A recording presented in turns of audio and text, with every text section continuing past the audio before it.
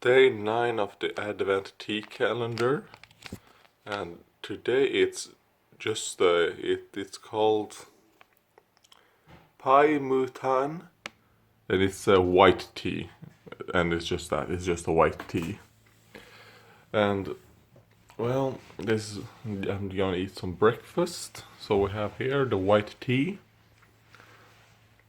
I think I had it there for like 4 minutes maybe, and I put in the boiled water, I waited a little bit, then I put in the bag because it says 80 degrees, so they don't want you to have it full power. And right here is the pumpkin pie that me and my mom made yesterday using a robust recipe.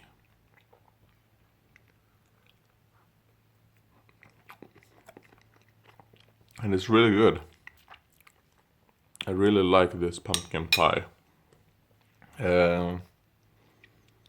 We used a butternut, like I think the pumpkin is called butternut pumpkin or butterscotch pumpkin, something like that. It's not a round pumpkin, it's kind of like, it's long. I don't know what that shape they call it in English. It's not a round pumpkin, so it looked like a squash, but it's a pumpkin, I guess.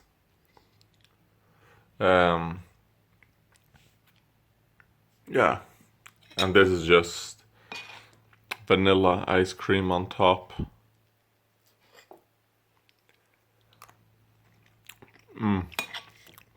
It's really good.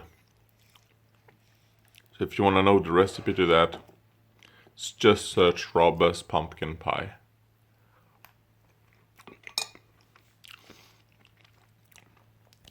And let's try the tea now.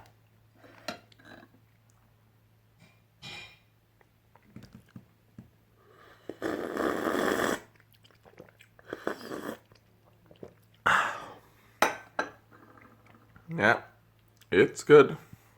It's just a white tea. And it's good. So, thank you for watching this Advent calendar. I'm not gonna do any comments right now because, well, I don't know what the comments are. I haven't looked it up. But I'll do it later on when I get out of bed and in front of the computer.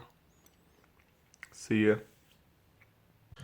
Hello guys, and well, this is the CNA. I decided to do the CNA portion while I'm eating a bit of lunch. And the lunch is actually some carrots, some cauliflower, some broccoli, and Kassler, which I have no idea what that is in English, in meat broth. That's basically it is. Super simple, a bit healthy, you know, kinda because of the fact that I've been eating the pumpkin pie, which contains a lot of fat and carbs. I'll eat some of these things that contains almost no fat or carbs. It's mostly just protein and I guess fibers from the other things, and salt, sodium, alright, from the Kassler and the broth. Or stock, I think is the correct term. Isn't broth if it's made from bones? I don't remember. And it's not important. The CNA part of the video. There are 2 comments. One is by Eromod, which was on day 3, actually, the Advent tea calendar. And it's quite long, but we're gonna do it. 1528. I'm glad you also believe that. I think there is room for consenting public fights as long as they don't maim each other or break bones. Meaning, police shouldn't get involved even if they are on the scene, unless one starts asking for help to stop the fight. Similar to judges in wrestling and boxing. 1955. Ha ha ha, yep, it's true. The difference being that the voting process for the leaders in government is more formal. And I'm guessing that is to me saying that I think cops are just a gang like all the others. Yes, it is. Okay. You're in pain? Is it ALS? It's crazy that the government denies people marijuana even for medical reasons. Yeah, but that's how it is in Sweden. I think in Sweden there might be like 3 people that have gotten that. Kind of like they are allowed to test it out for their pain or whatever. I think there's like only 3 people out of this 11 million or whatever we have. Then legal public naked sex is a core value for me, in the same way that obscenity, what is this? Oh, alright. Obscenity should be legal is a core value for me. With limits like following people around is stalking, which implies the threat of force, which should be illegal. Similar to swearing being legal. Alright, so kind of like obscenity should... Voting... Oh, okay, so it's kind of like people having sex, I guess. Public sex should be legal. The problem is enforcing that type of law. If a father gets offended from a bum flashing his kid, punches him, then the bum wants to press charges for assault. I don't want to punish the father. It's like someone showing a middle finger getting punched, then pressing charges. Well, I agree with the first part that, for example, if a bum or homeless person just goes up to a kid and just shows her or him his genitals, then it's kind of like... And then the father just beats the shit out of the homeless person. I think that's fine on the father's side, because the homeless person is kind of like attacking in a sense. Because I mean, he's basically, alright, I'm going to go to that kid and the show. But for example, if the homeless person is like across the street and he's pissing and the kid sees it, and then the father goes in to punch him, then I think the father is in the wrong. So it depends on how it goes on. But I don't agree with the other part. Like, if someone shows someone the middle finger like this, I don't think physical violence against that person is justified. So I think that person should press charges against the person. Because if someone just does that and then you, boom, punches him, kind of like... Hey, I think that's assault.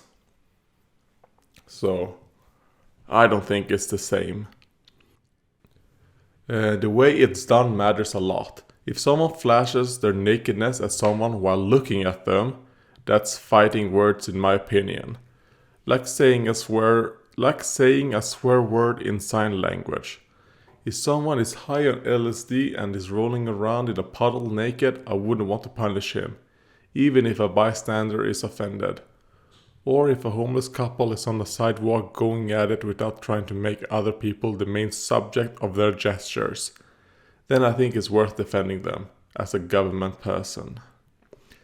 Like 2 people swearing at each other in public without making bystanders the center of attention. It's as delicate as gun rights and almost as important because it's natural. Alright. I don't know. Your comment is a bit confusing to me.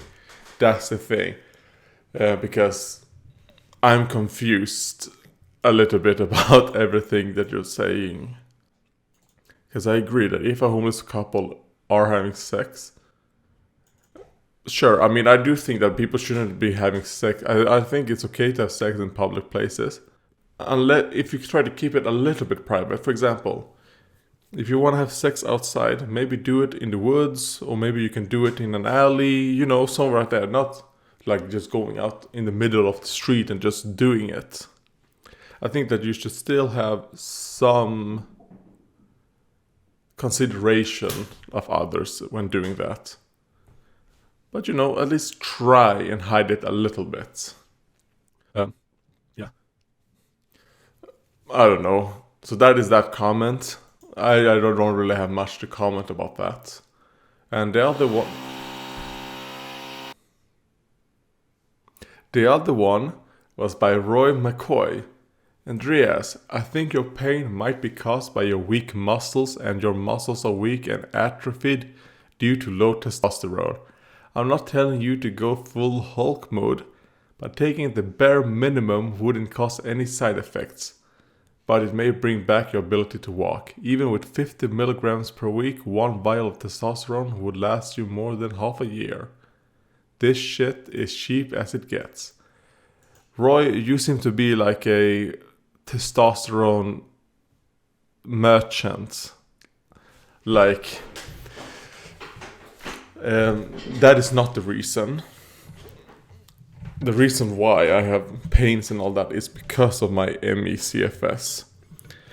I have done 2 more testosterone tests since that video. Or 1 more, but the other one contained 2 things. And it turned out that on that second one that I did, my testosterone was low, but not as low as the first time. And it was low, but still within like in the lower parts of what is kind of like acceptable. So, I mean, it should be a bit higher. So, I do have low testosterone, but not as low as that first test. But what was something that they found out is that I think it was a protein that has to do with testosterone. I don't remember what it was, but that was a bit off. So sometimes next year we're gonna take the test again to see if that was just an one-off or whatever. So we'll see. But the pain and all that is not because of that. Because I mean, I don't really have muscle atrophy. Because I am decently strong, but I can't hold it for very long. Yeah, I think that's the thing. I mean, the most of the problems when it comes to pain, I have nerve pains. It's not muscle pains I have. Well, I do have some muscle pain as well. But the biggest problem of that is the fact that my nerves are constantly sending out pain signals. So, and that is one part of that, because there's a bunch of different reasons for it. But one part of that is the fact that my immune system is attacking the body, is attacking basically my nerves or something like that. So my body is kind of having a civil war, which was one of the reasons why I did used to get, it was a long time ago though, I got it for a couple of years. Mautera, I think is what it was called. And the testosterone result that I got way before that, I said like, oh god, I didn't even mention to us that I have low testosterone all the way back there. That was when I had Mabtera. And one thing it does, it can lower your testosterone temporarily and while you're on it. And I was on it for a couple of years. But that was after my puberty. Because I got into puberty pretty early, actually.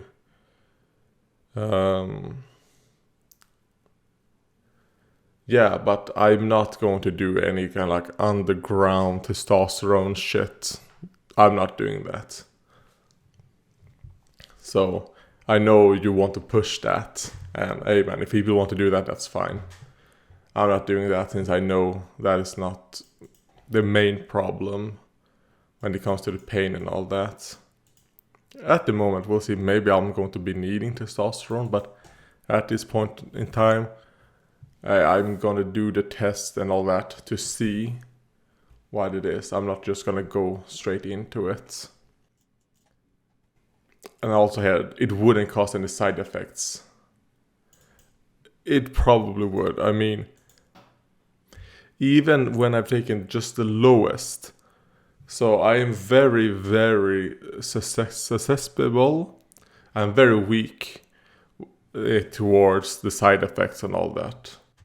So yeah, I'm doing things as safely as possible. I've already suffered two pretty heavy side effect things from drugs. One was Saroten, the other one I don't remember what it was called. The Saroten gave me a psychosis, which put me in a mental institution, a mental hospital for like 2 to 3 months. So I'm not doing that again. Yeah, and the other one was after I left the mental institution. I took the lowest amount, and then after I left, it was a little bit okay, and then they increased it by just half of what they would normally increase. And I started feeling like super, super happy. I was kind of like reality wasn't real.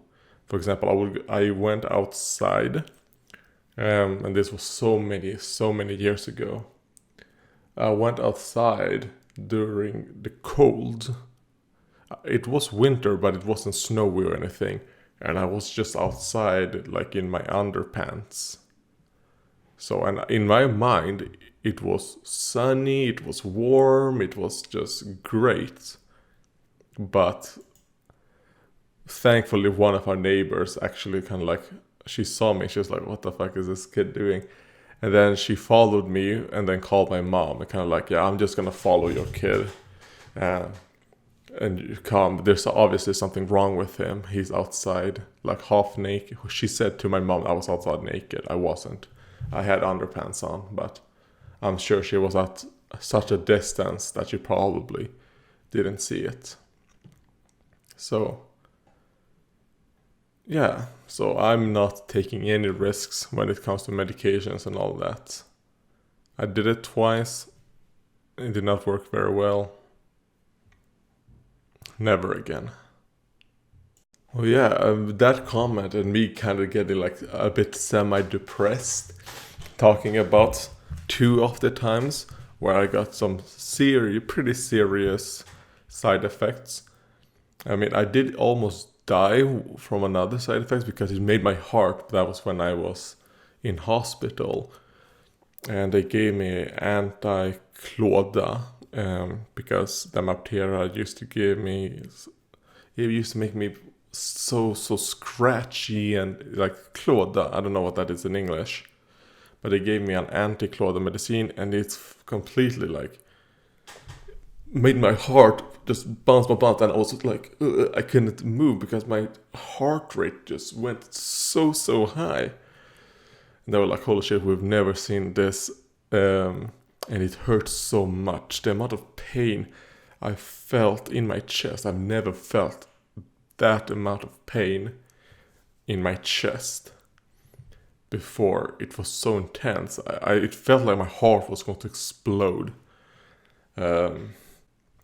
Anyways, why am I talking about this? I was gonna say I forgot that I wanted to talk about The Irishman, which was a movie me and my mom saw yesterday, and it was really good. It was so long though; it was 3 hours, but it was good. My mom really liked the 3 main kind of like actors. Pesci, I think, is one of his name. I've never heard of him before, but my mom was like, oh yeah, I mean, he probably hasn't done movies like 20 years. It makes sense that you wouldn't know him. But he's like a mob guy. Godfather, maybe. I haven't seen the Godfather movies. I might look into them. Al Pacino and Robert De Niro. Robert De Niro, I think those 3 guys that were like the main 3 characters did a super good job, really good job. The Irishman was a good movie. It could have been a bit shorter, and The only real negative thing I have to say about the movie was the whole subplot with one of his daughters called Peggy, because it led nowhere and they just kept bringing it up over and over and over again, but it led nowhere. It's kind of like, what's the point in this? It's just it took you out of the movie every time it happened. I can understand if they would do it like 3 times. One time, the first time they did it was pretty good. Like, oh god, yeah, this makes sense. Then they could have done it like a second time, maybe the time after when he killed. Oh yeah, spoilers. When he killed Jimmy Hoffa, and then the daughter's kind of like, as then he said they can bring that up, but then he's like, oh, my daughter never spoke to me ever again after that, blah blah blah. And then they can bring up the daughter again at the very end like they did. I'm assuming when I watched the movie, they probably brought the girl up and that whole, oh, my daughter, blah blah blah, 15 times? Between probably 10 to 15 times during the movie. And only 3 of them, for me, it was kind of like, yeah, needed to get the point across. It was so much. But that's the only negative I have to say about the movie. Other than that, it's great. So that's just my recommendation for it. Watch The Irishman, but I would probably recommend, because it's 3 hours long, probably split it up into 2 times, unless you can watch the entire movie in one go. Somehow me and my mom managed to do that, but I mean, the sofa is pretty comfortable, and kind of like half asleep a little bit on the sofa, very comfy. But the movie was good. God, it kept us engaged in the movie.